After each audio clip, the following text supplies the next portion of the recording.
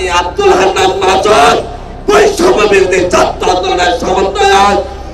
বর্তমান সংবিধানের ওপর ভিত্তি করে যদি নির্বাচন হয়, সেই নির্বাচনে জাতীয় নাগরিক পার্টি এনসিপি অংশগ্রহণ করবে না বলে জানিয়েছেন দলটির কেন্দ্রীয় যুগ্ম মুখ্য সমন্বয়ক আব্দুল হান্নান মাসুদ। নোয়াখালী শিল্পকলা একাডেমির মিলনায়তনে জুলাই স্মৃতিচারণ পরিচালনা পর্ষদ নামের একটি সংগঠনের জুলাই স্মৃতিচারণ ও সাংস্কৃতিক অনুষ্ঠানের প্রধান অতিথির বক্তব্যে এসব কথা বলেন তিনি।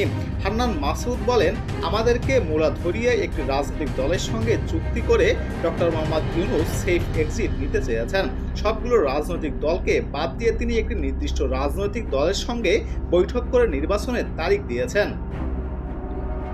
জুলাই সনদের আইনি ভিত্তি দিয়ে দিতে হবে উল্লেখ করে তিনি বলেন, যতক্ষণ পর্যন্ত এই জুলাই সনদের কোনো আইনি ভিত্তি না হবে ততক্ষণ পর্যন্ত আমরা জুলাই যোদ্ধা সবাই একজন দেশদ্রোহী।